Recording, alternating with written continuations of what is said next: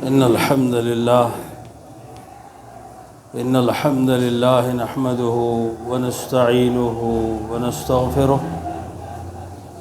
ونعوذ بالله من شرور أنفسنا ومن سيئات أعمالنا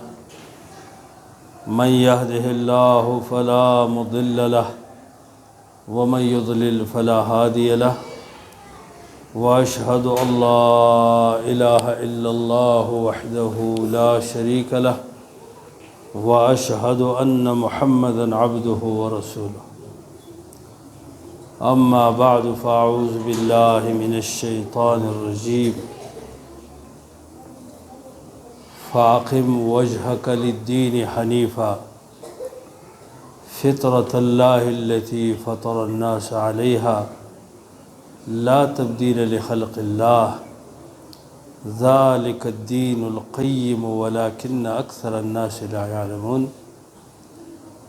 منيبين إليه واتقوه وأقيموا الصلاة ولا تكونوا من المشركين من الذين فرقوا دينهم وكانوا شيعا وكل حزب بما لديهم فرحون. محترم و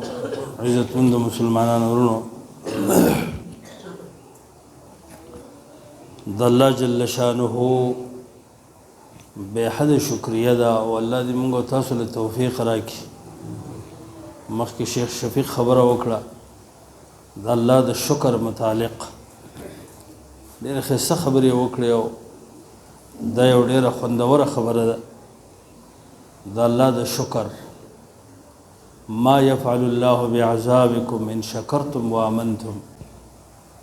الله زمونږ او تاسو په عذاب څه کوي که مونږ او تاسو شکر ادا کړو او ایمان هم راوړه. د الله د نعمتونو شکریه هم ادا کړه نو الله جل شانه مونږ له ولې عذاب راکوي. الله زمونږ په عذاب کې څه مقصد خو که مونږ او تاسو د الله جل شانه شکرګزار بندگان جوړ شو. شکر دې ته وایي چې بنده د الله د نعمتونو اعتراف وکړي، اقرار چې الله دا نعمت را کړی دی، دا را کړی، دا را کړی دی، صحت را کړی دی، او بچي را کړی دی، او مال را کړی دی، او ګاډی را کړی دی، او کور را کړی دی، او پیسې را کړي. د الله د نعمتونو اقرار او الله مسلمان پیدا کړی یم او دین الله را کړی دی، صحیح عقیده الله را کړی دی د توحید او د سنت. په دې نعمتونو اقرار کول دا د نوم د شکر. او بیا د الله جل شانه د مرضی مطابق د نعمتونو خرج کول. چې کوم نعمت الله در کړی دی چې دا نعمت د الله د رضا نه او د الله سبحانه وتعالی د مرضی نه بغیر ونه لیږي. صحت الله در کړی دی او پیسې در کړي دي، ښایسته ژوند یې در کړی دی چې دا ژوند د الله سبحانه وتعالی د رضا متعلق استعمال شي مطابق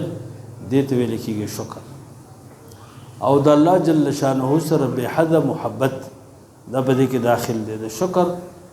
15 ارکان دي. شیخ الاسلام ابن قیم وایي یو پکې د رب العالمین سره به حد مینه ده، ځکه د نعمتونو ورکوونکی الله دی نو دا هغه الله سره به حد مینه کول دا شکر. اقرار د نعمتونو او د الله پر رضا لګول او د الله سره به حد محبت او هغه نعمتونه په خپل بدن کې ښکارا کول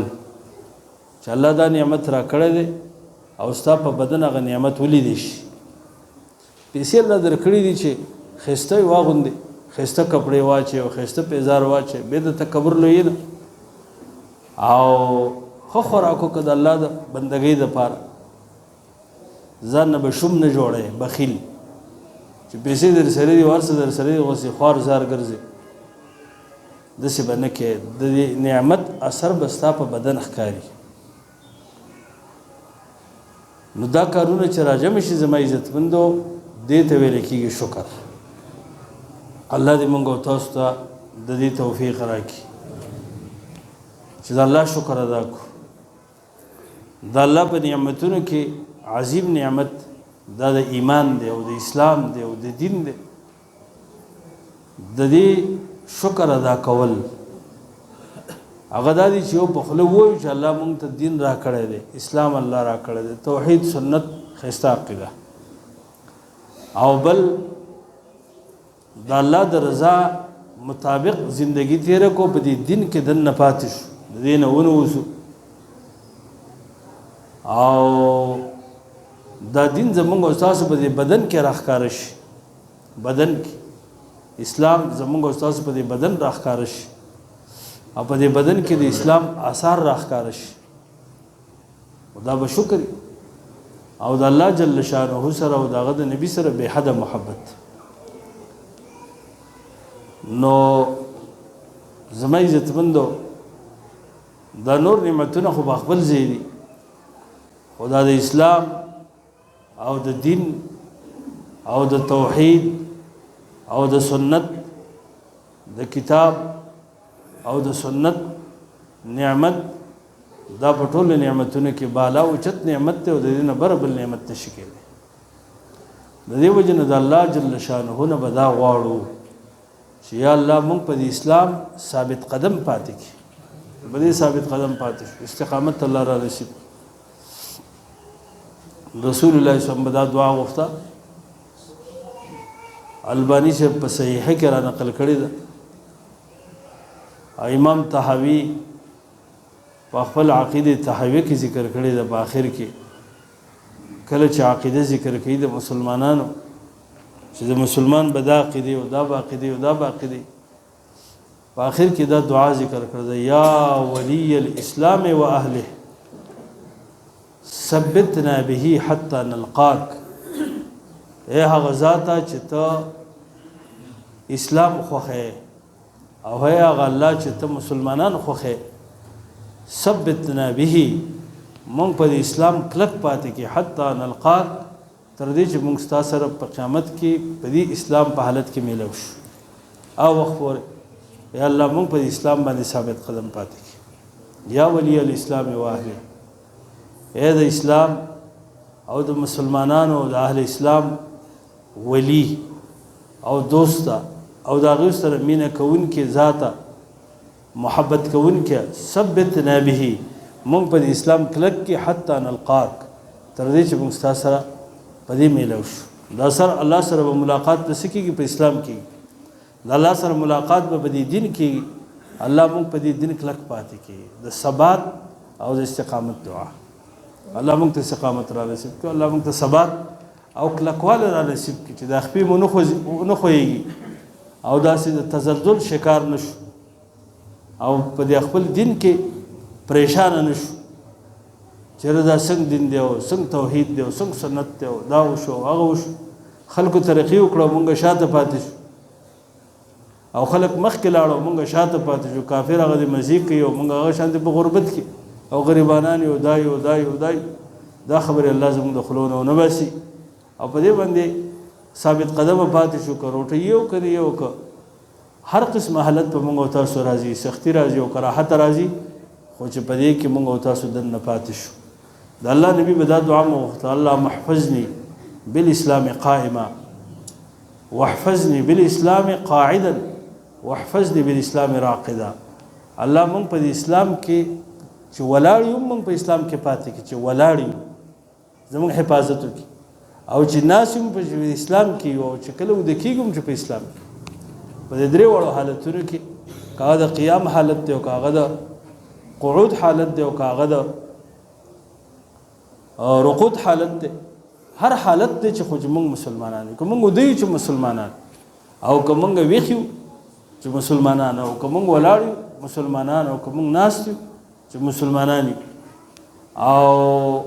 که موږ وده یو نو مسلمانان. په هر حالت کې مسلمانان، هر حالت کې، کور کې دننه یو که د کور نه بهر یو، انفرادي زندگی ده او که اجتماعي زندگی ده چې موږ په اسلام کې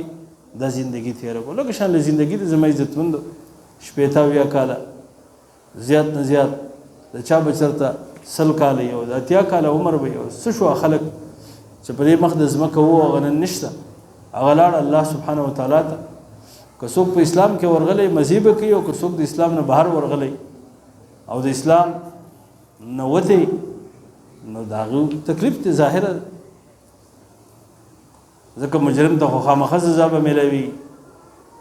نو موږ او تاسو هم په دغه لار ور روان یو موږ او تاسو هم په دغه لار ور روان یو د دې وجه د الله نبی په د جنازې په دعا کې دا فرمایل اللهم من احییته منا فاحی علی الاسلام ومن توفیته منا فتوفوا علی الايمان یا الله موږ چې تاسو پیدا کړي نو په اسلام پیدا کړي او په موږ چې څوک وجني نو په ایمان وفات کړي دا دعا به د الله نو غواړو ښا چې الله موږ له ژوندۍ په اسلام راکړي او مرګ را الله په ایمان راکړي خاتمه دی الله زموږ په ایمان کې مرګ خوشته کړ د مرګ نه خلاص شته مرګ نه خلاص نشته یا به چا وجلې یا به اکسیډنټ کړي یا به په بیماری مري بشمار عوارض دي د الله نبی فرمایلی دي چې د یو نه سړی خلاصيږي بل ته ورځي کله یو نه خلاصيږي بل نه خلاصيږي نو بل ته ورځي او بل نه خلاصيږي امیدونه ته پاتې شي او سړی لاړ شي امیدونه پاتې شي بلډینګ به جوړوم سعودي ته به ځم ویزه به کوم مال به کټم پیسې او ډاکټري او انجینری دا ټول امیدونه په لار کې پاتې شي او بنده ته رخصت شي اچانک ملک الموت سړی اوچت کې د لارې نه کور ته پرېږدي چې هلکه دا کور نه راوتی دی بازار ته راغلی د سبزي به وړي او یا به کور ته ګلې وړي او کور ته به سوال جواب کوي نه نه نه اجازت نشته مقل ته به د روح اخلي او په مخه به دا داسې ملک دی او داسې فرشته ده د رب العالمین داسې نظام دی زما عزتمندو چې بیا موږ واپس ګورې کورونو ته نه پرېږدي نه وصیتونو ته پرېږدي او نه نورو خبرو ته پرېږدي بس چې وخت پوره شه زه به د الله جل شانه طرف ته په ارباو په کروڑو انسانان لاړو موږ تاسو هم روان یو تر روان دي تر قیامت پورې زموږ استادو کامیابی څه ده د کامیابی خبرې تراشي هغه دا چې په ښه حالت کې الله ته ورشو او په ښه حالت کې د الله سره مخامخ شو او په ښه حالت کې د الله سره زموږ لقا وشي ثبتنا به حتى نلقاك الله موږ په اسلام باندې کلک کې چې ستا سره ملاقات زموږ په اسلام په حالت کې وشي ځکه د الله سره به څوک څنګه میلاویږي زما عزتمندو د اسلام په حالت کې به میلاویږي اسلام د الله سره ملاقات دا به د مسلمان کېږي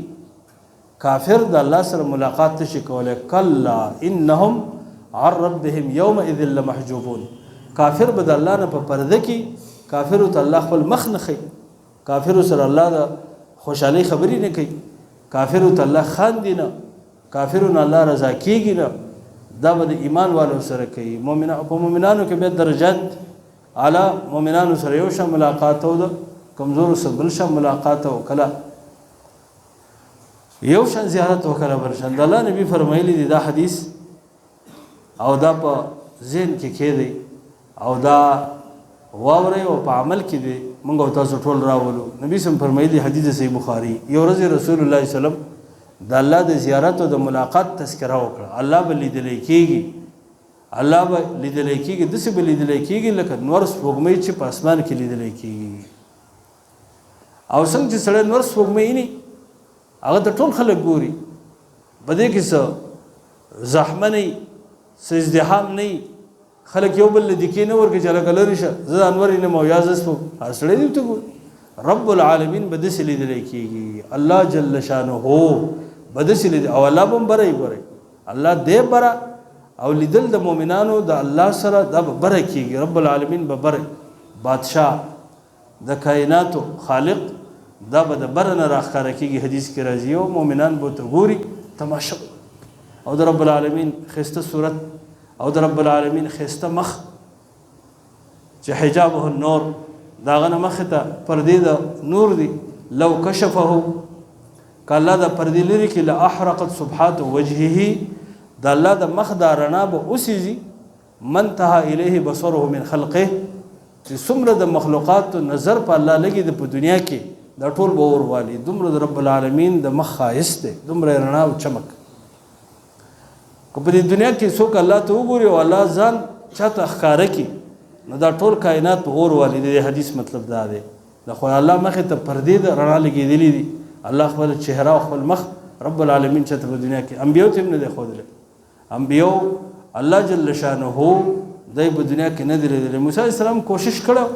درخواست کړو چې الله ما ته ځان راوښیه ارني انظر الیک خو الله ورته ویلي و د غره ته وګوره نو که دا غر ټینګ شو نو ته به ما وینې نو بس غر ذره ذره شو د الله سبحانه وتعالی د تجلی او د رڼا د لږې رڼا د ښکاره کېدو نه موسی اعظم بېهوش محمد رسول الله وسلم معراج په شپه به راتلی دی خو د الله نبي الله نه دی لیدلی الله نه دی لیدلی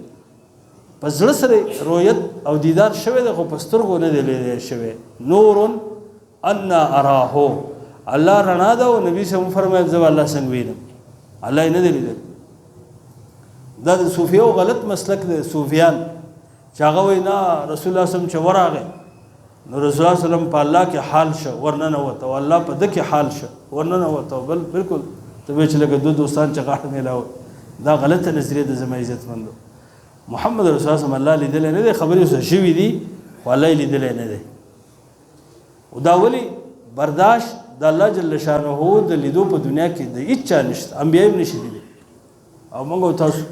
او عام بندگان به الله څنګه وي غرونه ورته نشي ټینګېدی نو قیامت کې به الله جل شانه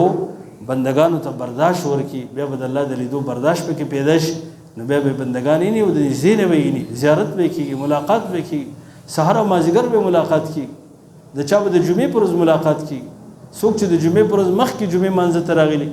دا به مخکې کرسو باندې راسي د الله ملاقات به کوي لکه د دنیا کې وګورئ که چې یو غټ سړی را رواني هر سړي تمنا یو بل له دیکې ورکړي چې هلکه ما سره لاس میلاو کړی زه سره میلاو شو دا به څنګه او دا به څنګه سړی نو د رب العالمین ملاقات به څه منظري او څنګه به حالات به او موږ او تاسو د الله راوخي او الله دې را نصیب کړي الله جل شانه به څنګه لیدلی کېږي هغه منظر سړی بیانولی نه شي خو ملاقات به کېږي نو د الله نبي وفرمایل الله جل شانه به لیدلی کېږي داسې به لیدلی کېږي لکه نور سپوږمۍ چې لیدلی کېږي دې کې تشبیه نشته چې بعضې خلک وایي تاسو خو مشبهه او تاسو تشبیه وکړه نه دا د لیدو تشبیه د الله نبي ورکړی د الله تشبیه نه ده د لیدو تشبیه ده لیدل داسې دي لکه نور سپوږمۍ هغه سپوږمۍ چې د هغه نه او د نور نه چې مخې ته سحاب وریځ دی نو د الله نبي بیا په دې ځای کې یو بله خبره وکړه یو بله د دې متعلق ویل که تاسو دا غواړئ چې د الله جل شانه سره ملاقات تاسو وکړئ په جنتونو کې نو ګوره د سحر منځ او د مازدیګر منځ چې د نه پاتې نه شي کوم منځونه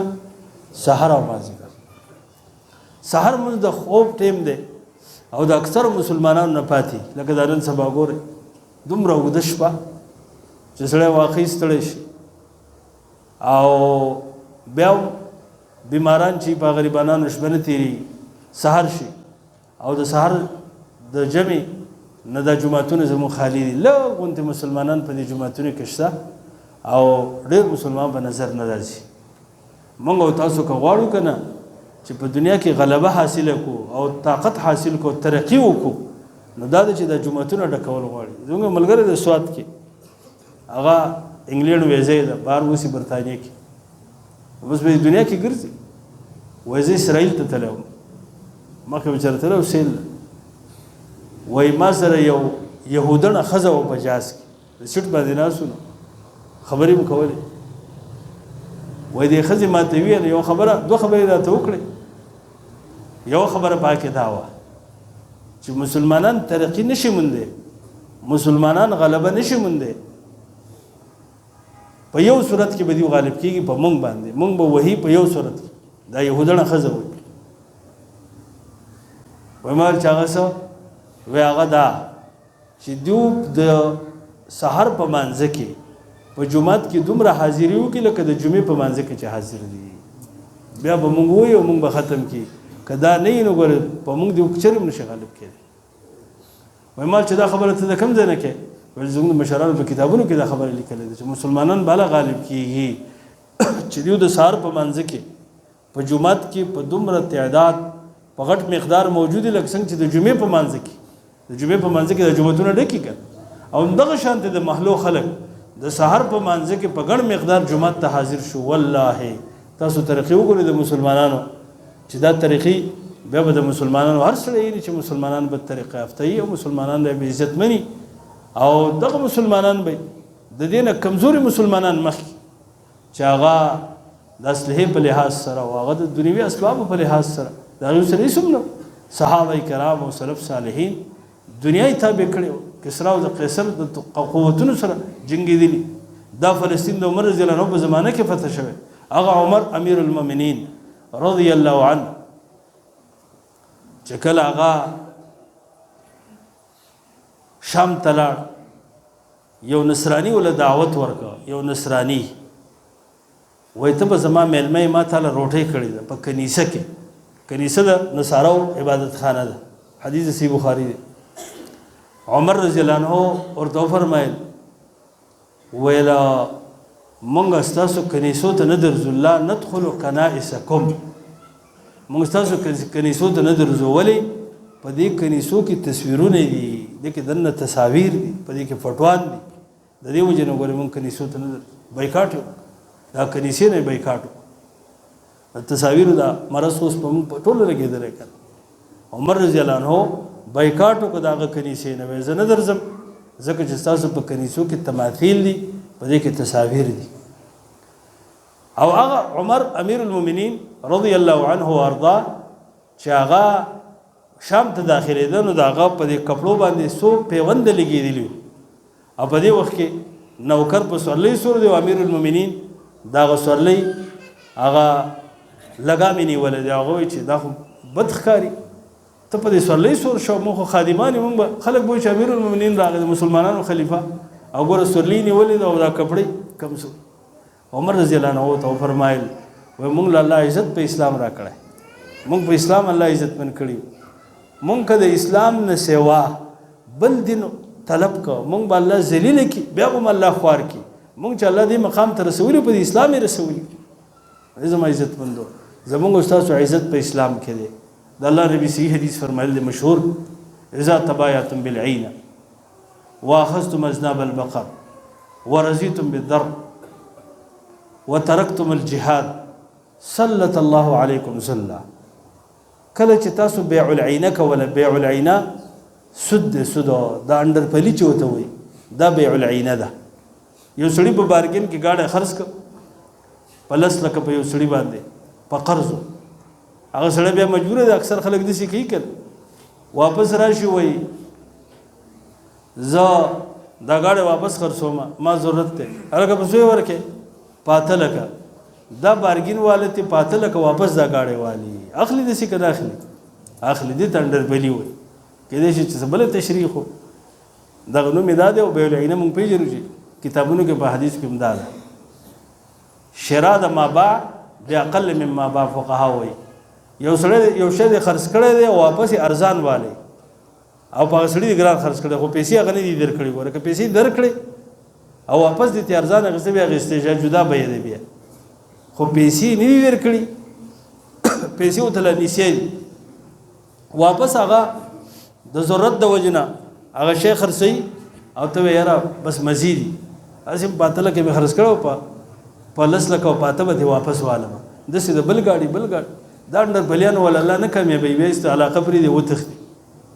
ولې دا سودي کاروبار دی اذا تبایعتم بالعینه چې کله تاسو عینه کوله عایشه رضی الله عنها خبر شو زید ابن ارقم یو صحابي و هغه هم داسې معامله کړې وه داسې معامله ترې شوی و سودي زید عایشه رضی الله عنها ام المؤمنین سخت غوسه شوه وایي زید ابن ارقم خبره کوي چې که توبه دې وي نستا ستا جهادونه الله ټول برباد کړي او ستا ټول طاعات او ستا ټول نیکی الله تباه کړي په دې سودي کاروبار باندې ته چې هر څومره نیک او هر څومره غټ مجاهد او هر څومره تهجد گزار او د ذکر او اذکار والی او د قرآن والی ستا ټول نیکی الله تباه کړي چې ته دا کار کې ته بیع العینه کې سود کې زما عزتمندو کم مسلمان د سود نه خالی دی موږ تاسو کې هر سړی په سود کې واقع دی هر سړی په سود کې د عام کرانې والا دکاندار هغه هم سودي کاروبار کوي او دا غټ کاروباریان د هم کاروبار کوي حکومتونه هم کاروبار د سود کوي نو د الله نبی فرمایلی ذات تبایعتم بالعینه عینه خو یو قسم د سود دی چې تاسو سودي کاروبار کوو معنی حرام کارونه هم کول د یو مثال دی مراد ته حرام کاروبار دی حرام عام حدیث په عموم جاری دی مطلب عموم دی چې تاسو حرام کاروبار کوو واخذتم اذناب البقر او په غواګانو په ګړو بيزو په خانو پسې ورپسې شوي. مطلب د دې جملې دا دی چې په تاسو کې جهل راغی. جهل ځکه ګړو بيزو ولا غواګانو خانو ولا د جاهلانی تاسو کې په دین کې باندې جهل پیدا شي. دین نه پیژنئ، الله نه پیژنئ، رسول نه پیژنئ، اسلام نه پیژنئ، مانځنه نه خبر، جمعه جمع نه پیژنئ، جمعت نه پیژنئ، جاهلان شوي. ورزیتم بزر او په فصلونو راضي شوي، پټیو مکرل او کروندې مکول او ذمہداري شروع کړي. دې جمله کې اشاره د غفلت ان دین ته، د دین نه غافل شوي. بس په پټی کې لګي دلته بازار کې ګوډه په پوله مسکي او دلته بازار کې ګوډه په پټی کې کوداله وي او دلته بازار کې جمعه تحیه الصلاح الفلاح مسلمانانو راځي د کامیابی زیاتو د جمعه تراشي چې منځ کو د جمع او د بقلار په خپل پیازو کې مليږي او په ټماټر کې مليږي او بوګه کې مليږي د سیده کنه ده. وترکتم الجهاد او جهادم پر او جهاد د الله نبی یو فرضي حکم ذکر کړی دی او مطلب د دې حدیث دا دی چې تاسو فرائض پر خو دو جهاد او زکات او منځ او د جمع منځ او دارنګ نور احکام فرضیه صلی الله علیکم صلی الله به تاسو ذلیل کی او دا ذلت بدل الله الذي کوي حتی ترجع الى دینکم چې تاسو واپس خپل دین ته واپس. نو عزت مندو دا موای چې مسلمانان دا د دې ذلت سره شوف مونږ او تاسو مخامخ او ټول امت مسلمه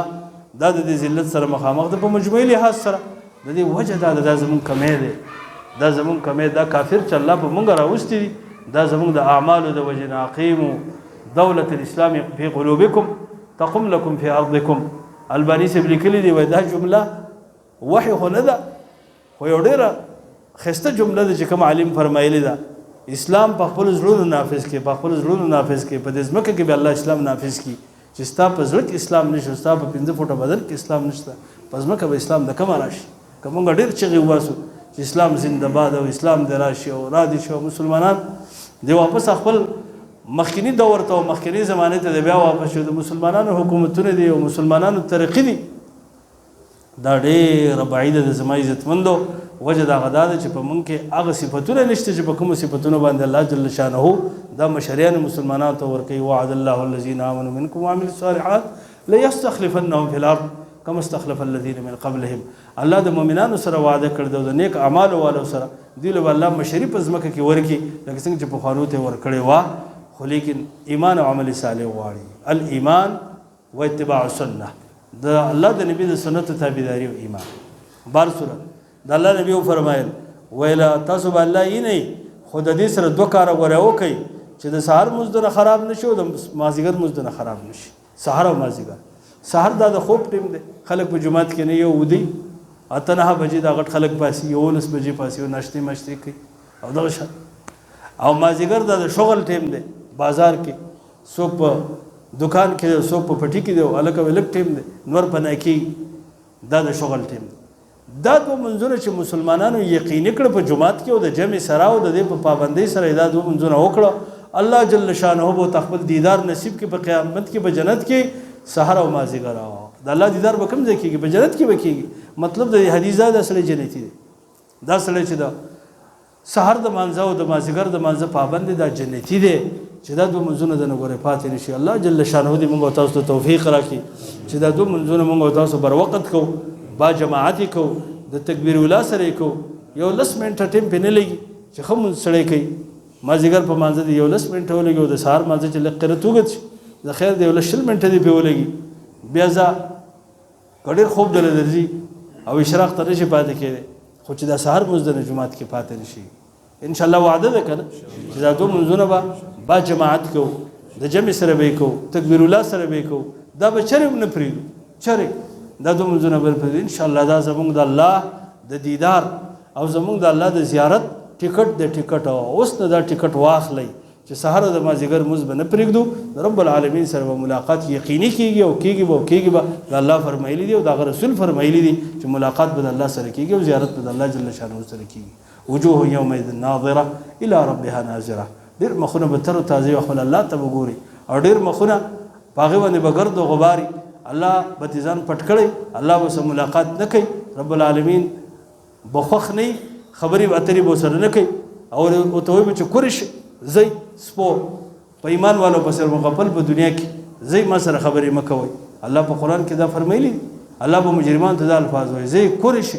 اخسئوا فيها ولا تكلمون کورش ما سره خبرې مکوئ سپو ما سره خبرې مکوئ دا ډېر سخت الفاظ دي بیا چې د داسې رب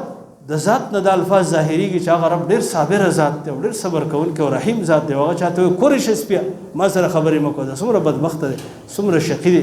او څومره بیکاره او بد انسان دی الله سبحانه وتعالی دا معامله زموږ استاد سره ونه کړي الله سبحانه وتعالی زموږ استاد خپل ملاقات را نصیب کړي چې د الله سره زموږ ملاقات په ښه شان سره وشي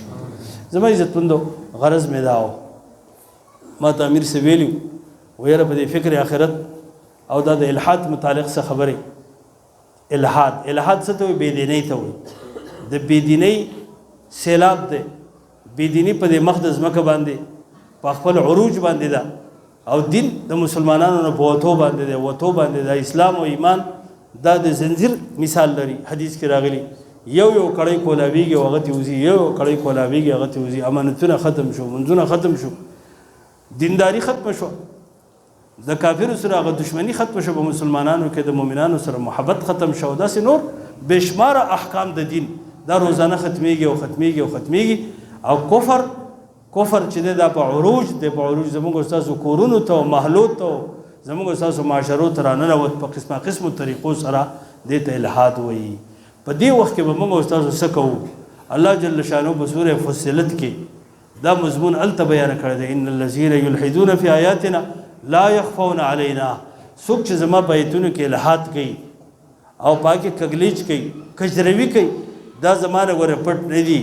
دای په سوره فصلت کې فرمایلی بیا د سوره فصلت په اوایلو کې او د دین وروسته دو خبرې فرمایلی یعنی یو خبره د خودزه فرمایلی دا اولی فرمایلی دي قل انما انا بشر مثلكم يوحى الي انما الهكم اله واحد فاستقيموا اليه واستغفروه اے نبی دې خلکو ته وایي چې ګوره زه ستاسو غوندې بشر یم انسان یم خو دومره ده چې ماته وحی کېږي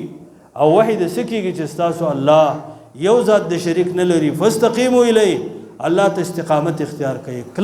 کلک شئ په توحید کلک شئ په سنتو کلک شئ په اسلام کلک شئ او په دین کلک شئ په دې باندې استقامت اختیار کړئ حالات چې هر څنګه راځي خو کلک به پاتې کېږي کفر چې هر څنګه راځي او داغه عروج او داغه طریقې چې هر څنګه خو چې اسلام ګوره پرې نه دی د لغاړه ورکه غاړه تمسکوا بها وعزوا عليها بالنواجذ نبی سم په خپل اخرینی وصیت کې دا فرمایلی عرباز بن ساری حدیث مشکات کې تاسو اوریدل د مشهور حدیث د الله نبی فرمایل څه خسته بیان یو کو پاغه بیان باندې صحابه ډیر متاثر د الله د نبی بیان ډیر موثر سترګې د صحابو د وخت کو نو بيدل او ډیر خپش یو سړی و خيار پکې پاس دی یا رسول الله دا ستا اخرنه بیان معلومیږي موږ ته وصیت وکړه الله نبی ورته فرمایل علیکم بالسمع والطاعه علیکم بتقوى الله والسمع والطاعه ځان کې تقوا پیدا کې تقوا دینداری ځان کې پیدا کړئ د احتیاط ژوند په دنیا کې تیر کې د تقوا ژوندۍ الله دې موږ تاسو ته نصیب کړي تقوا دې ته وایي چې الله موږ تاسو په دې ځای کې وی نه چې په هغه ځای کې زموږ استاد الله خپه کیږي زموږ استاد الله چې په کوم ځای کې خپه کیږي الګا دا موبایل لري کوم ځای کې زموږ استاد الله خپه کیږي چې په هغه ځای کې ما وتا نه یو کوم مجلس باندې الله خپه کیږي په کوم ځای کې الله خپه کیږي چې په هغه ځای کې زو ته ګوره حاضر نه یو دې ته تقوا ویل کیږي چې الله ما وتا ته ویني تقوا ځان کې راوړي وسمع والطاعه او ګوره د خپل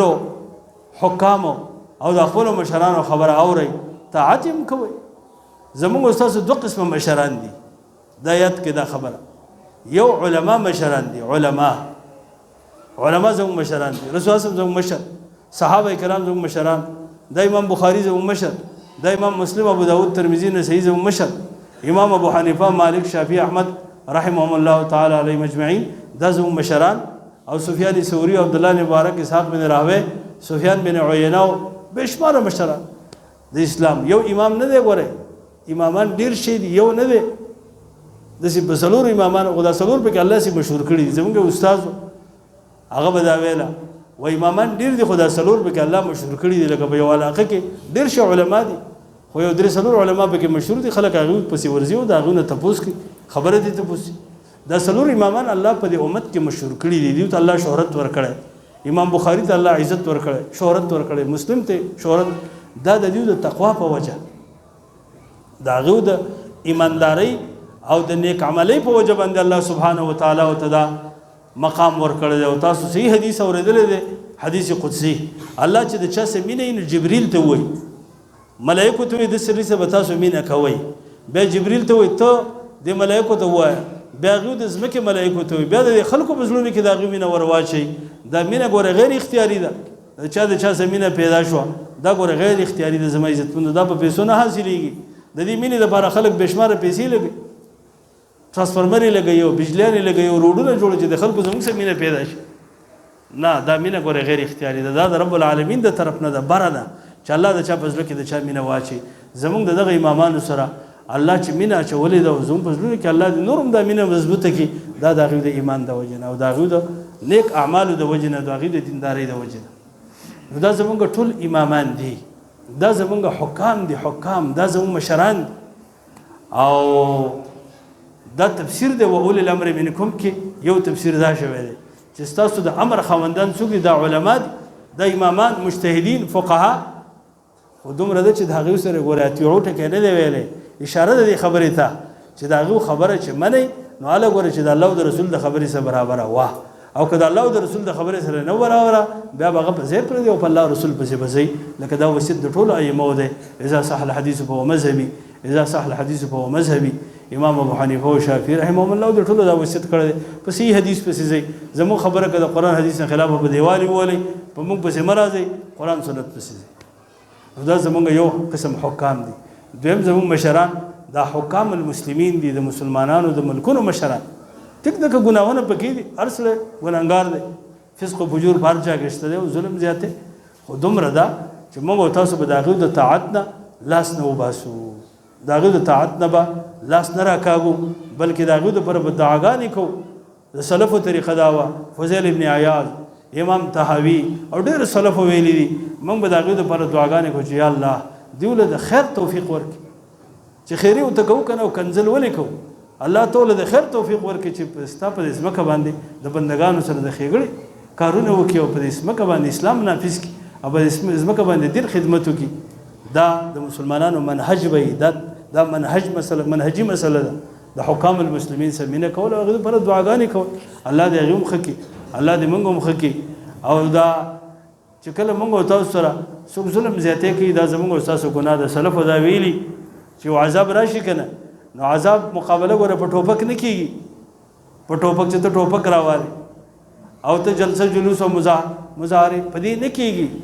د دې عذاب مقابله دا په استغفار کېږي، په استغفار. بس الله ته توبه طائب شي. الله سبحانه وتعالی چې کله مونږ اصلاح خپله وکړه، الله سبحانه وتعالی به په مونږ باندې ښایسته حکام راوړي، رحم والا، دیندار او نیک عمله خلک. بهر صورت حکام المسلمین د مسلمانانو مشران. نو دا د الله نبی فرمایل خبر اورئ او طاعت کوئ. وان تامر علیکم عبد حبشي، اگر که تاسو باندې حبشي مشر راشي، اسی په طریقه د فرض ویلي حبشي مشر کېدی نشي، خو که چېرته راغی کأن رأسه زبیبه، گویا که سر یې د اوس کې عمره دی، داسې حبشي دی چې دا سر یې وړوکی دی، بد شکله هم دی او په مسلمانانو مشر شو، په زوره یې حکومت واخیست، متسلط بالجبروت. مسلمانان به دا خبره مني. بیا د الله نبی یو قیمتي خبره دی پسې دا فرمایلې ده، که زمانه وروسته پاتې شوی سخت اختلافات به وینئ، سخت اختلافات به په دې امت کې، خلک به اختلافات او خلک به تفرق او د انتشار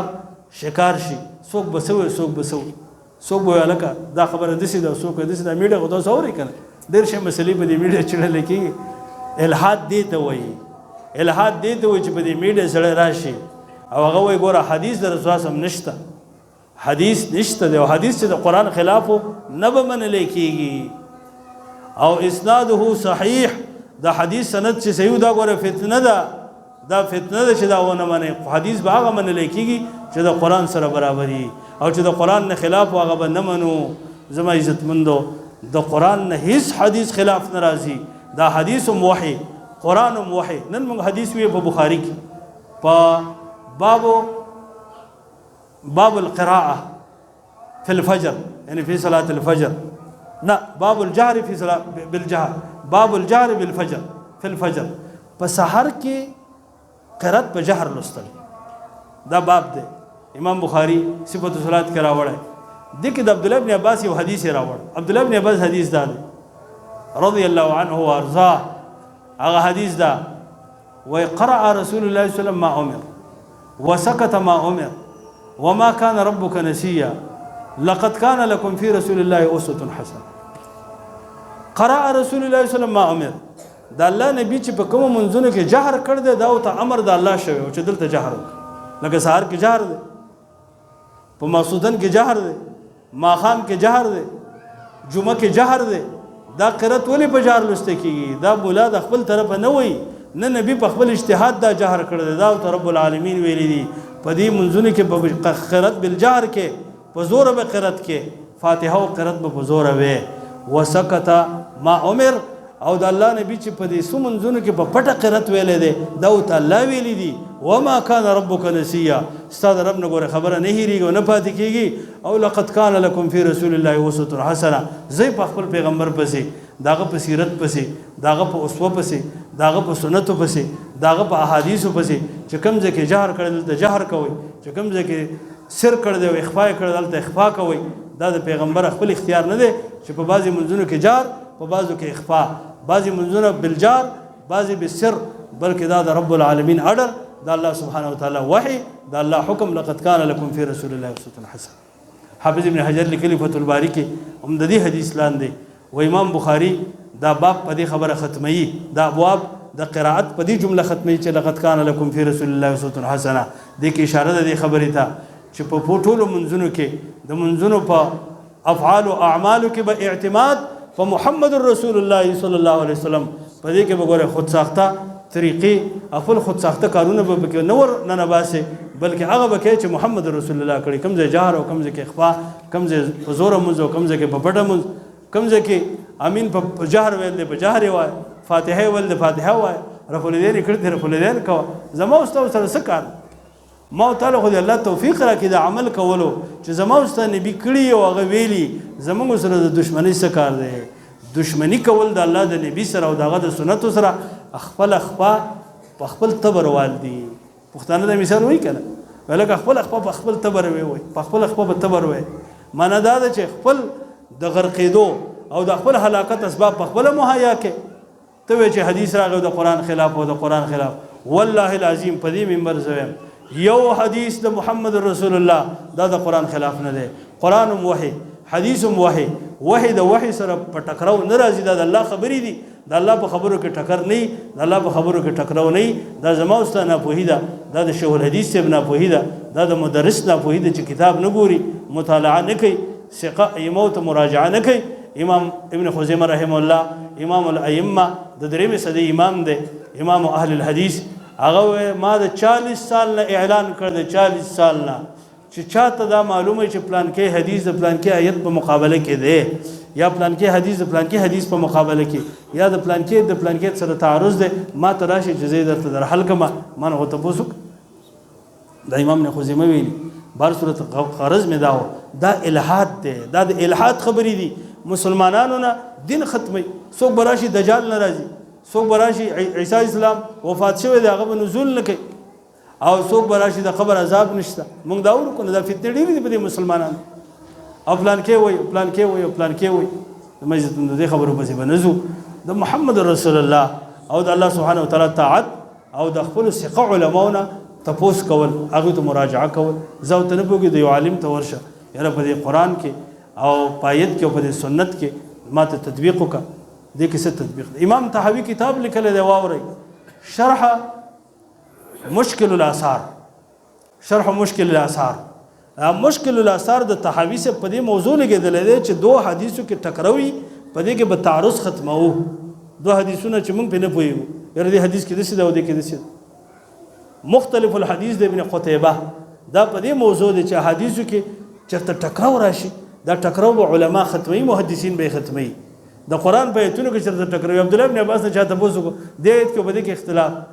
دې آیت کې بېشمار ایتونه ډېر ایتونه ورته ویله عبدالله ابن عباس یې غوږ کېده. جواب یې دا دی د دې دا مطلب دی دا مطلب که داسې ته ټکراو ګورې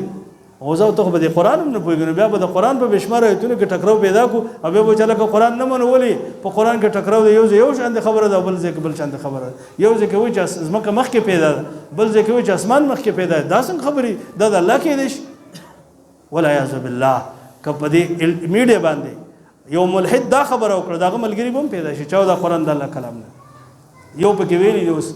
وایي مړه دا قرآن نه و لیکلی شوی په هډوکو باندې او په پوستکو باندې او دارنګې په دغه باندې په ګټو باندې، دا قرآن نه و لیکلی شوی، دا قرآن همداسې په کتابي شکل کې و. جاهله ته اوسه پورې دومره جهل راغستی، تاسو علم نشته. تا حدیث زید بن ثابت نه دی ویلی سی بخاري باب جمع القرآن کې چې زید بن ثابت وایي ما ته ابوبکر او عمر رضی الله عنهما ویله قرآن را جمع کړه. علما د قرآن او قرا او حفاظ ختمیږي، مري جهادونه جاری دي. یمامه کې څومره شهیدان شو، نور زینو کې دا قرآن را جمع کې قرآن ختم نشي. وایي په ما باندې دا خبره دومره ګرانه وه چې که دوی راته ویلي چې دا غر د دې ځای نه بل ځای ته ویسه دا اسانه، خو چې دا خبر راته وکړه چې قرآن جمع کړو، چې قرآن جمع کول مې شروع کړو. زید بن ثابت وایي کاتب وحی د الله جل شانه د نبی په زمانه کې به د وحی لیکله. وایي ما چې قرآن شروع کړو ما به قرآن کته او د پسې به ګرځېدم، نو دا مې را جمع کړ. د کوم ځای نه مې را جمع کړ؟ د ګټو نه، په ګټو لیکلی شوی او دا د کجورو په دې څانګو باندې چې پوستکي ته لري کې په دې باندې ایتونه لیکلی شوي او دا په صدور رجال کې د علماو د حفاظو په سینو کې د هغوی نه مې دا قرآن را جمع کړ او قرآن مې په دې مصاحفو کې ولیکه. مصاحف ولیکلی شو. بیا د عثمان رضی الله عنه په دور کې یو مصحف کې دا نن چې ښایسته قرآن زما او ستا مخې ته پروت دی، په دې صحابو محنت کړی دی او دا قرآن را جمع کړی دی. کاغذونه په دومره وافر مقدار کې نه وو، داسې پریس نه و چې دومره کاغذونه به چې بهر ځای کې به پراته وي، نه کاغذ په ډېر کم مقدار کې به میلاوېده. صحابه کرامو دا به په دې هډوکو او په دې ګټو باندې او دارنګې د کجورو په دې څانګو باندې به یې لیکه او د دې نه هغه ما دا را جمع کړه دا قرآن کریم. او یو دوه ایتونه، یو ایت مې بیا نه موند چې د رسول الله صلی الله علیه وسلم مې اورېدلی و، هغه مې بیا نه موند. یو ایت مې د ابو خزیمه انصاري سره بیا موند او یو ایت مې د خزیمه رضی الله عنه سره بیا موند. دا دوه ایتونه، یو د سورې احزاب ایت دی او یو بل د سورې توبې ایت. دا ایتونه مې د هغوی سره بیا موندل او بیا مې په خپل ځای کې ولیکل چې په کوم ځای کې د الله نبي ولوستل زما عزتمندو قرآن کریم دا داسې لیکلی شو. بیا د هغه نه وروسته کتابي شکل کې راغی. به د عثمان رضی الله عنه زمانه کې یو مصحف شکل کې، بیا د هغه نه څو مصاحف تیار شو او مختلفو علاقو ته ولیږل. یو په مدینه کې پرېښود، یو عراق ته ولیږه، بل شام ته ولیږه، بل ځای ته ولیږه. غرض مې د دې خبرې دا دی، دا الحاد دی. دغه الحاد دی، دا بېدیني ده چې خلک په میډیا دا خبرې کوي او داسې نورې خبرې کوي او نورې خبرې کوي. آدم علیه السلام وایي د خټې نه و پیدا، انسان وایي د چینجي نه پیدا. دا چینجی و ته به چینجی وي نو مونږ الله د دې خاورې نه پیدا کړي. ولقد خلقنا الانسان من صلصال من حمأ مسنون. الله جل شانو فرمایي ما انسان دا خاورې نه پیدا کړ دی، حمأ چې په هغه باندې ډېر وخت تېر شوی، زړه شوی وه. مسنون داسې تغییر پرې راغلی و، زړه وه او خټه خمبیره وه. د هغه نه مې انسان پیدا کړ، آدم اسلام پیدا شو، مونږ ته ځانه پیدا شو. وایي د آدم اسلام بیبي چې دا د هغه د پختې نه ده پیدا، دا د الحاد خبرې دي. الله فرمایلی وخلق منها زوجها، الله د آدم نه د هغه بیبي پیدا کړې ده او صحیح حدیث کې راځي د هغه د پختې د ګسې پختې نه پیدا ده. د الله نبی فرمایلی زنانو سره به ګزاره کوئ دا د ګسې پختې نه پیدا دي. که د سمولو کوشش کوئ نو ماتېږي او که د سمولو کوشش نه کوئ نو همداسې به وي. نو فاستوصوا بالنساء خیرا، د زنانو سره به شفقت کوئ او د رحم معامله به سره کوئ. دا د الله نبی فرمایلی دي. او داسې نورې خبرې بېشماره د غیبو خبرې چې الله او رسول فرمایلی دي. او یو سړی خلکو ته دا قسم شکوک وراچي په ذهنونو کې، دې ته الحاد وایي، دې ته ملحد وایي چې څوک داسې بېدیني په دې میډیا باندې او په اجتماعاتو کې او په خپلو درسونو کې خورایي، دا ملحد دی، دا ملحد دی. وذروا الذین یلحدون فی اسمائه، هغه ملحدین پرېږدي چې د الله په نومونو کې او په ایتونو کې الحاد کوي. موږ او تاسو ته د الله سبحانه وتعالی وصیت دا دی فاستقیموا الیه ان الذین قالوا ربنا الله ثم استقاموا تتنزل علیهم الملائکه. چا چې الله ته خپل رب ویلی دی بیا په دې خبره کلک شو نو الله جل شانه د طرفه به ملایک راځي او دته به د جنتونو زیری ورکوي. زما عزتمندو کلک شئ، کلک استقامت فاستقم کما امرت. کلک شئ نبی څنګه چې تا ته د الله فرمان کېږي او ستا ملګري دي هم کلکي. ولا تطغوا، او د حد نه به تېرېږئ نه. مشرکانو کافرو ته به رکون نه کوئ، هغوی ته به میلان نه کوئ، هغوی طرف ته به نه ورځئ. دې ته استقامت الدین ویلی کېږي. فتنې به راځي او تېرېږي به. یو عظیمه فتنه را روان ده زما عزتمندو، د دجال فتنه ده. د نوح علیه السلام نه واله تر محمد رسول الله پورې ټولو انبیاو ته خپل امتونه یېرولي دي. دجال ګس یا ښي سترګه یې ړنده ده، زمونږ الله ړوند نه دی او د هغه ښي سترګه ړنده ده. دا دلیل د دې خبرې دی چې زمونږ الله سترګې لري او د هغه سترګې بالکل روغې دي، څنګه چې الله فرمایلي دي په قرآن کریم کې او د الله نبي فرمایلي دي. او د دجال یو سترګه ړنده ده، نبي سم فرمایلي دي په دې به هغه پېژنئ. دی به وایي زه ستاسو رب یم، خو دی رب نه دی، ځکه د دې یو سترګه ړنده ده. دا فتنه را روانه ده زما عزتمندو، دا فتنه به راځي. موږ او تاسو به څه کوو؟ موږ او تاسو ته د الله د نبي تعلیم دا دی، که د دجال د فتنې واورېدې چې راله، لرې به تښتئ، نږدې به نه ورځئ. د سورې کهف اولني لس ایتونه وایي چې الله هم بچ کړي. حرمینو کې څوک اوسي په حجاز مقدس کې، مکه او مدینه کې دا به الله د دجال نه بچ کړي او د دجال د فتنې نه. دعاګانې غواړئ، اللهم اني اعوذ بک من عذاب القبر واعوذ بک من فتنة المسيح الدجال. الله موږ د قبر د عذاب نه وساتي، د دجال د عذاب نه فتنې نه وساتي، د ژوند او د مرګ د فتنو نه وساتي، د قرضونو نه وساتي، د ګناهونو نه وساتي. دا دعا نبی سم په آخري تشهد کې ښودلې د صحابو ته. دا وایي دا دعا په دې سلفو کې یو امامو د هغه نوم طاووس ابن کیسان رحمه الله، د هغه زوی مونځ وکړو. مونځ چې وکړو نو دا قاعده یې زر ختمه کړه، دا دعا ترې پاتې شوه.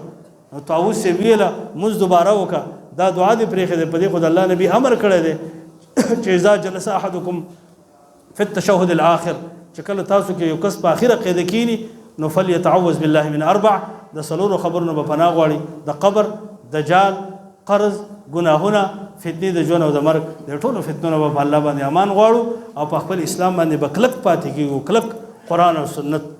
او سنت. دغه خبره الله سبحانه وتعالی په دغه آیت کې فرمایلې ده چې کوم آیت ما ستاسو مخکې لوستی دی، سورة روم: فاقم وجهک للدین حنیفا. اے نبی، اے هر مؤمنه، هر بنده ته خطاب دی. اول مخاطب نبی سلم دی، بیا هر مؤمن خپل مخ دی دین ته برابر کا. په داسې حال کې چې موحدي دی دین ته د مخه کا،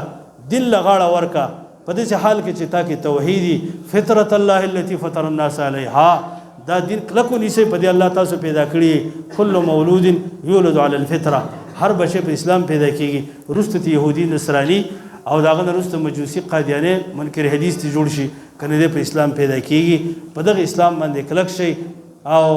په دې اسلام باندې مضبوط شي. ذالک الدین القیم، دا مضبوط دین دی د الله سبحانه وتعالی، ولکن اکثر الناس لا يعلمون، اکثر خلک نه پوهېږي. دا دین پرېږدي او په بل دین پسې ورپسې شي. ومن یبتغي غیر الاسلام دینا فلن یقبل منه، چا که د دې دین نه سوا بل دین ولټاو، د اسلام نه سوا ابدي نه قبلېږي، دا به په آخرت کې د لوی تاوان سره مخامخ شي. او بیا الله فرمایل: منیبین الیه، ما ته انابت اختیار کړئ، ما ته رجوع اختیار کړئ، راځئ زما طرف ته، ما سره ضد عناد مه کوئ، زما خبرې منئ، زما د نبي خبرې منئ، انابت په ځان کې پیدا کړئ. واتقوا، د الله نه ویرېږئ. واقیموا الصلاة، د مانځه پابندي شروع کړئ. ولا تکونوا من المشرکین، د کافرو مه ملګري کېږئ. دا څوک دي؟ فرقوا دینهم وکانوا شیعا، خپل دینونه ټوکړې ټوکړې کړي دي، یهود دي، نصارا دي او نور کافر. کل حزب بما لديهم فرحون. نو د الله نبي په دغه حدیث کې دا فرمایل، دا جمله ویمه هغه دا وه چې زمانه وروسته به اختلافات ویني، ډېر اختلافات به په دې امت کې راشي، لکه څنګه چې راغلي دي دومره اختلاف به راشي. رسول الله صلی الله ویلي دي چې په دې فرض 4 رکعاتو کې به اختلاف پیدا شي. سړی به 2 دي او بل به 4 دي. یو سړی به داسې نه چې د دې فیصله وکړي چې لکه دا 4 دي که 2 دي. دومره اختلافات دا راتلو واله دي. دا زموږ استاد نبی ویلي دي او دا هغه خبره بالکل رښتینې ده. الصادق المصدوق دی، خبره د هغه دروغجنه نه وي، هغه رښتیا ویلي وایي او رښتیا ورته ویلې شوي دي. نو د الله نبي فرمایل اختلافات به ویني، څه به کوئ؟ د اختلافاتو نه به په څه بچ کېږئ؟ حل یې څه دی؟ علیکم بسنتي وسنة الخلفاء الراشدین المهدیین، زما سنت کلک ونیسئ، زما د خلفاو طریقې او د هغوی سنت کلک ونیسئ. تمسکوا بها وعضوا علیه بالنواجذ، منګولې پرې ولګوئ او د جامو په غاښونو چې زما سنت ونیسئ. دا د نه خلاص نه شي، ګورئ دا د نه پاتې نه شي. او وایاکم ومحدثات الامور، ځان د نوي کارونو په دین کې ساتئ، د بدعاتو خرافاتو نه، غلطو عقیدونه. فإن كل محدثة بدعة وكل بدعة ضلالة وكل ضلالة في النار. دا د محمد رسول الله وصیت. یو سړی راغی، انس رضی الله عنه وایي، حدیث په الادب المفرد کې امام بخاري راوړی دی بسند صحیح. ویله یا رسول الله متى الساعة، قیامت به کله؟ قیامت به کله؟ رسول الله صلی الله علیه وسلم فرمایل وای تاسو تیار کړی د قیامت لپاره چې د قیامت تپوس کې. وسړی غلش یو خبره وکړه دی خيار سره وای ولکنی احب الله ورسوله زما د الله او د رسول سره مینه ده د قرا سره شته نور سره نشته رسول الله صلی الله علیه وسلم فرمایل ولسا چې ستاسو د الله او رسول سره مینه ده ته به د هغوی سره المرء مع من احبب مع من احب او انت مع من احبب ته به د هغه چا سره چې چا سره د مینه ده د محمد رسول الله سره به ځکه د هغه سره د مینه ده انس رضی الله عنه وایي دا جمله چې رسول الله فرمایله د اسلام نه بعد مسلمانان په بل هیڅ دومره نه خوشاله شوي لکه په دې ټکي چې خوشاله شو چې زه چې د چا سره مینه په قیامت کې به د هغوی سره پاسې زما عزتمند ورونو د نیکانو سره مینه اختیار کړئ د علماو سره مینه اختیار کړئ د صالحینو سره د دیندارو خلکو سره په ښه مجالسو کې کینئ پاسئ ښه خلکو سره ملګرتیا کوئ د غلطو خلکو د ملګرتیا نه ځان ساتئ په قیامت کې به زموږ او ستاسو حشر د هغوی سره کیږي او که موږ او تاسو د غلطو خلکو سره ملګرتیا وکړه حشر به زموږ بیا د هغوی سره کیږي الله دې زموږ او ستاسو حشر د ناکاره خلکو د خرابو خلکو سره ونه کړي او د نیکانو صالحینو سره دې وکړي زما عزتمنو دې حدیث کې دا یو جمله چې زما محبت د الله او رسول سره دی د قیامت او د آخرت دپاره دغه خرشه ده زموږ سره د الله او د رسول سره مینه او د الله او د رسول سره محبت او د الله رسول سره او په خوله باندې نه ګورئ په عمل کې چې د محمد رسول الله څه حدیث درته راورسېد بس په هغه عمل د نبي صاحب وینا عمل او دغه په سنتو عمل او دغه په حدیثو دغه په طریقو عمل او د الله په حکمونو عمل الله سبحانه وتعالی ویلي دی که زما سره څوک مینه کول غواړي قل ان کنتم تحبون الله فاتبعوني زما سره څوک مینه کول غواړي نو د پیغمبر اتباع دی وکړي نبي صاحب ته ووایه چې په ما پسې راځئ ستاسو مینه به د الله سره پیدا شي او چې د الله سره مینه پیدا شي نو یحببکم الله الله به تاسو سره مینه وکړي ویغفر لکم ذنوبکم والله غفور رحیم د محمد رسول الله تابعداري د هغه سنت خپلول علیکم بسنتي وسنت الخلفاء الراشدین په دې باندې د الله محبت حاصلېږي او د الله محبت چې چاته نصیب شو د الله محبت به هغه ته نصیب شي او د الله چې د چا سره مینه پیدا شو دا ولی الله دی دغه ته د الله ولی ویل کېږي دې ته د الله دوست ویل کېږي او دا د رب العالمین محبوب دی ګناهونه به الله معاف کړي د محمد رسول الله یو سنت چې سپکو نه ګڼئ یو سنت یاره دا څه سنت دی او دکې دا چل دی او دا چل نه هر سنت د نبی سلم هر سنت هغه چې په هر مذهب کې یو چا په عمل کړی خو چې د الله د نبی نه موږ ته په صحیح سند را رسېدلی نو په هغه زموږ دپاره قابل عمل دی هغه زموږ دپاره د نجات او د خلاصي ذریعه ده په دنیا کې هم او په آخرت کې هم او انشاءالله په دغه باندې به د الله سره میلاویږو او په دې سره به زموږ ستاسو ملاقات د رب العالمین سره به کېږي من یطع الله ورسول فاولئک مع الذین انعم الله علیهم من النبیین والصدیقین والشهداء والصالحین وحسن اولئک رفیقا چا چې د الله او د رسول ومنله دا به د هغه چا سره چې الله په انعام کړ د پیغمبران دي او صدیقین شهدا صالحین دي او د دې خلکو ملګرتیا ډېره ښه ده الله دې زموږ ستاسو ملګرتیا د هغوی سره وکړي د محمد رسول الله سره دې الله زموږ ستاسو ملګرتیا وکړي ابوبکر او د عمر او د عثمان او د علي او د نورو صحابو سره او د دې امت د امامانو مشرانو مسلمانانو صالحینو سره صدیقینو شهداو سره دې الله زموږ ستاسو حشر او زموږ ستاسو ولاړه دې الله د هغوی سره وکړي د محدثینو سره عبدالحی صاحب لیکلي د امام الکلام کې عبدالحی صاحب وی الله دې زموږ حشر د محدثینو سره وکړي چې څه محدثین دي څومره به د مزو خبره چې امام بخاري سره میلو شو امام مسلم سره میلو شو امام شافعي او د مالک او د احمد بن حنبل سره میلو شو امام نسائی او بل امام بل محدث سره میلو شو الله دې زموږ استاد حشر د دې نیکانو اولیاء سره وکړي وصلی الله تعالی علی خیر خلق محمد و آله وصحبه اجمعین الله سبحانه وتعالی دې په دې مرکز کې خیر او برکت کړي الله دې دا خیر مرکز جوړ کړي او د خیر د خورېدو مرکز دې الله وګرځي زموږ د ملګری ابو حمزه رور او ابو هارون امیر صاحب او داسې نور نیکان ملګري چې هغوی دا د دین دعوت او د دې کوشش کې په دې علاقو کې او دا داسې مراکز آبادوي او نور داسې ملګري چې د دې علاقې باشندګان دي الله جل شانو دې هغوی ټول په خپل دین کې استعمال کړي او الله سبحانه وتعالی د هغوی نه زموږ ستاسو نه راضي شي وصلی الله تعالی علی خیر خلق محمد و آله وصحبه